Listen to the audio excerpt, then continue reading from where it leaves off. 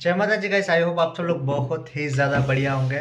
So welcome to my new video. So यार ये वाला वीडियो है ना, वो बहुत ही ज़्यादा इंपॉर्टेंट है। इसके अंदर मैं बहुत ही latest news as well as जो रैंडम अपडेट्स हैं जो मेरे जॉब के रिलेटेड है, as well as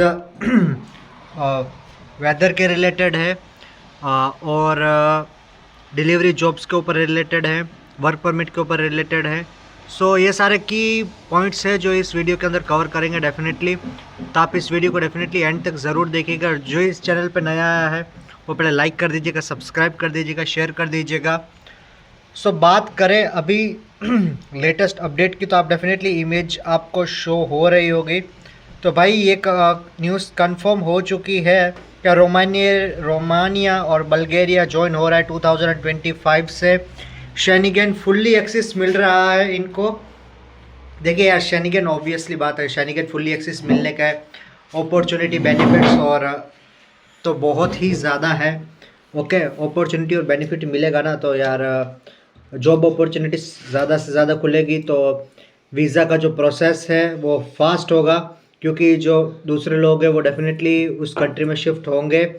job opportunities बढ़ेगी वहाँ पर, तो बेनिफिट्स तो बहुत ज़्यादा है ना।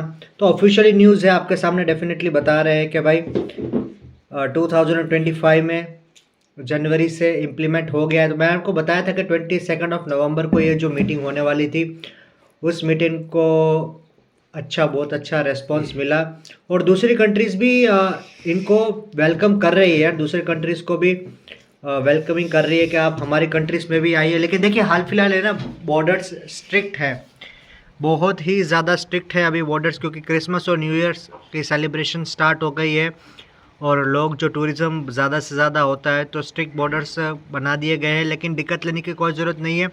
इसलिए मैं बोल रहा हूँ कि क्रोएशिया का भी जो भी वर्क परमिट एक्सटेंड होने की बात हो रही है, या फिर जो भी न्यू अपॉर्चुनिटीज़ आने वाली है, वो दिसंबर के मिड तक आपको पता चल जाएगा यार। दिसंबर के मिड तक डेफिनेटली पता चल ही जाएगा, क्योंकि प्रेसिडेंशियल इलेक्शन होने वाले हैं 29 दिसंबर। तो भाई उसका भी बहुत ज़्यादा इम्पैक्ट पड़ेगा, तो देखते हैं भाई। और फ्रांस का जो बजट है वो एक्सेप्ट हो गया है, तो फ्रांस में भी अच्छी खासी अपॉर्चुनिटीज़ बन सकती है। ओके, तो भाई अगर मैं आपको बात कर दूँ मेरे जॉब की, तो भाई आई थिंक नेक्स्ट मंथ से मैं अपनी जॉब है ना ट्रांसफ़र करने वाला हूँ। देखिए भाई, शिफ्ट नहीं करने वाला हूँ, चेंज नहीं कर रहा हूँ, लेकिन मैं ट्रांसफ़र कर रहा हूँ मेरे डिपार्टमेंट से मेरे ब्रदर के डिपार्टमेंट में, क्योंकि यार मुझे ना थोड़ी बहुत लैंग्वेज बैरियर फील हो रहा है। और वो लोग भी मुझे बोल रहे हैं कि अगर आपको ट्रांसफ़र करना, मतलब शिफ्ट करना है, तो आप कर सकते हैं। तो भाई एक अच्छी अपॉर्चुनिटी है मेरे पास, लेकिन इसके बारे में मैं अभी सोच रहा हूँ। लेकिन देखिए, भाई के साथ काम करने का ये भी फ़ायदा है कि मुझे ज़्यादा से ज़्यादा उसके बारे में सीखने के लिए मिलेगा। तो भाई मेरा भाई वैसे भी मैंने आपको बताया कि वही है, इंजीनियर है, राइट, मैकेनिकल इंजीनियर है।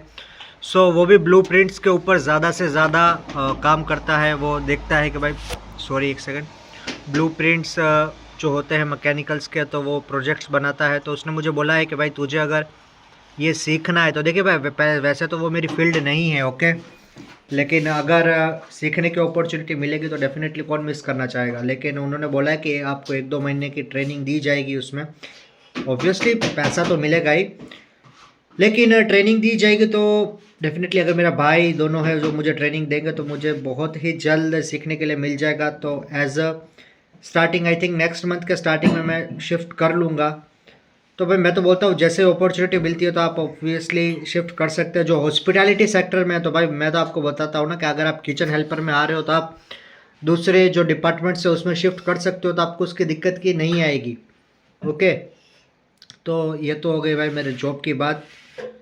तो भाई अब मैं आपको रियलिटी बताऊँ कि जो डिलीवरी जॉब्स हैं, ओके, तो भाई जो मैंने जो काका है जिसको आप जानते ही हो, ठीक है, जो मेरा छोटा है मुझसे और मेरा भाई जैसा है, तो उसका भाई जो एक दोस्त है वो डिलीवरी करता है ज़ाग्रेब में। ओके, सो उसने उससे बात की थी। तो अगर मैं आपको कुछ बता दूं, तो देखिए भाई डीमोटिवेट बिल्कुल मत होइएगा, सबसे पहली बात तो ये बात है। तो देखिए उसने बात की थी, तो वो बोल रहा था कि भाई देख, पैसा बनता है, ऐसा नहीं है पैसा नहीं बनता है, 800-900 यूरो तक तो बन जाता है पैसा लेकिन उसकी कंपनी है ना जो वो जो इलेक्ट्रिक साइकिल जो बाइसाइकिल दी जाती है उसका 220 यूरोस कट किए जाते हैं। तो आप सोच सकते हैं 900 में से अगर 220 कट हो जाते हैं तो 680 के आसपास बच जाते हैं। ओके, 800 900 बेसिक अगर आपको मिल रही है तो भाई लेकिन अगर वो बाइसिकल आपकी पर्सनल हो तो आप अच्छा खासा पैसा बचा सकते हो। वन टाइम इन्वेस्टमेंट होता है बाइसिकल का। अभी आप सब लोग मुझे रेट भी पूछोगे तो भाई देखिए डिपेंड करता है आप कौन से रेंज तक की बाइसिकल आप चाहते हो। ओके, लेकिन बाइसिकल का रेट अगर मैं आपको नॉर्मल बोल दूँ तो 300 400 यूरोज़ में आपको मिल जाती है। अगर आप 5-6 महीने का पैसा थोड़ा सा जोड़ कर फिर आप बाइसिकल ले लो तो दिक्कत नहीं है। लेकिन अभी जैसे पीक सीज़न आते हैं ना, जब फेस्टिवल टाइम आता है तो अब जो आपको 800 900 यूरोज़ की जो पैसा मिल रहा होता है वो 1100 1200 तक चला जाता है पैसा, है ना। तो एक वो भी बेनिफिट है। लेकिन वो बोल रहा था कि भाई हमें हर मौसम में डिलीवरीज करनी पड़ती है। तो भाई ये तो बहुत बेसिक है कि आपको पता है इंडिया के अंदर, इंडिया में जो जोमेटो डिलीवर बॉयज़ होते हैं यार, और तो भाई उनको भी हर मौसम में डेफिनेटली डिलीवरीज करनी पड़ती है। ठीक है, सर्दी हो, बारिश हो, गर्मी हो, तो भाई वो तो कॉमन है। लेकिन हार्ड तो है, ठीक है। लेकिन वेयर हाउस का काम भी यार, वेयर हाउस का काम भी ऑब्वियसली फिजिकली, देखिए डिलीवरी जॉब्स में फिजिकल काम नहीं है, मतलब कि ऑर्डर पिक करना है और वहाँ पे डिलीवर करना है, ठीक है। उनके लिए थोड़ा वेदर हार्श हो सकता है, फॉर एग्जांपल, राइट, या फॉर एग्जांपल क्या, डेफिनेटली।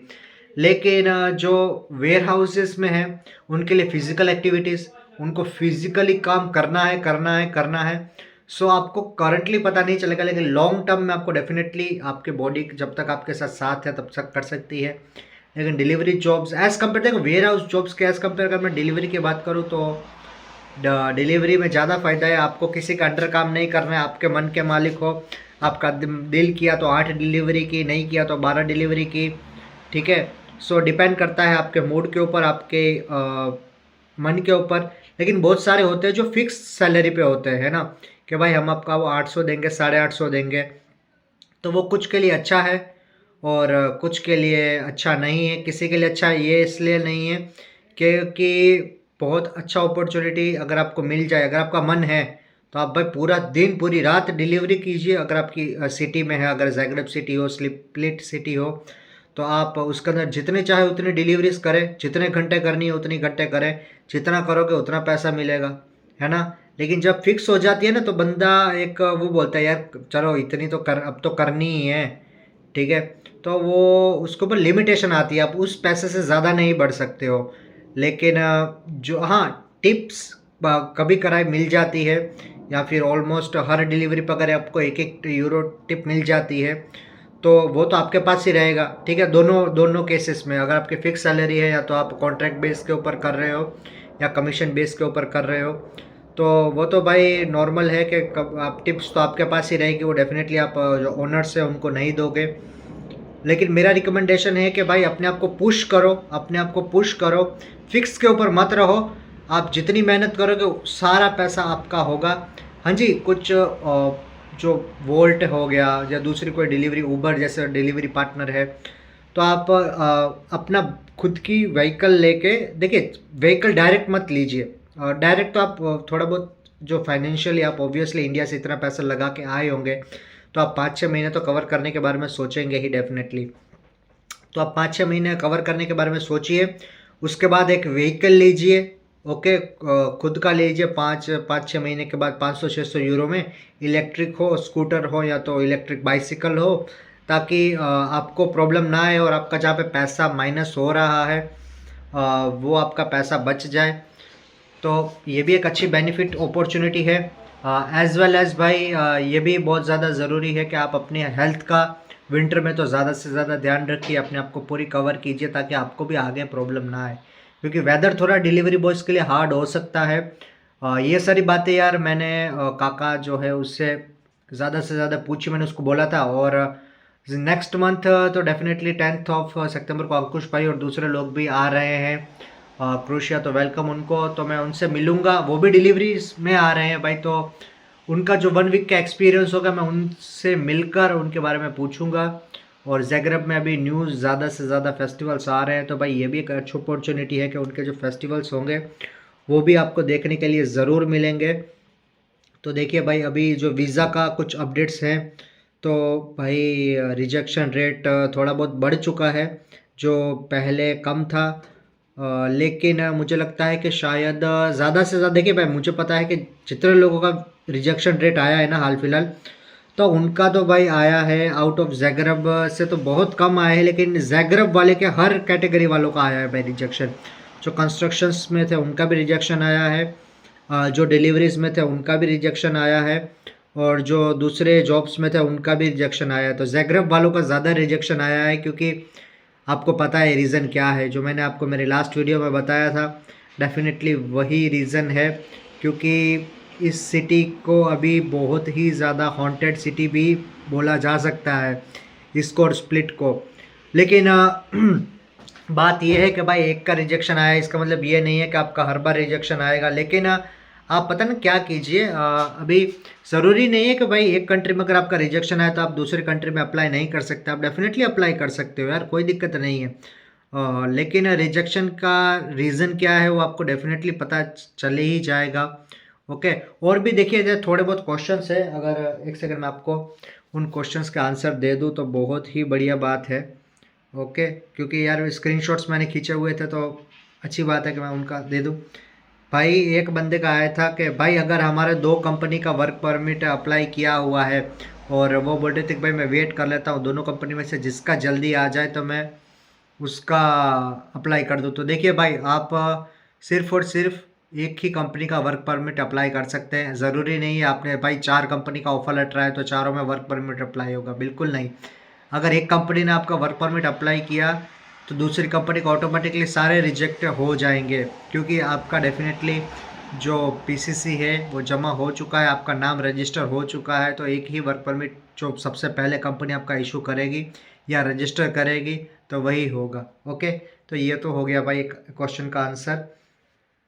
और एक भाई का मैसेज आया था, ब्रो ये तो मैंने आंसर दे दिया भाई, डिलीवरी में फिक्स पे रहे कमीशन पे।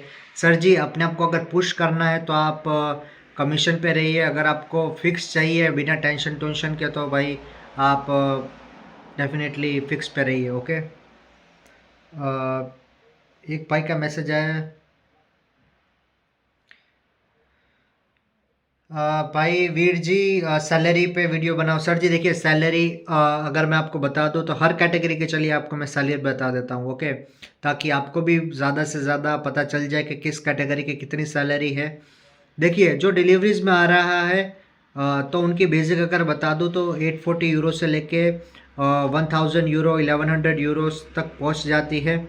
ओके, अभी जो क्लीनर्स की जॉब में आ रहा है ना, तो उनकी 1100 यूरोस तो भाई मैंने बहुत सारे लोगों की सुनी है, तो शायद उनको हॉस्पिटैलिटी सेक्टर वालों को 1100 यूरोस तक मिल रही है।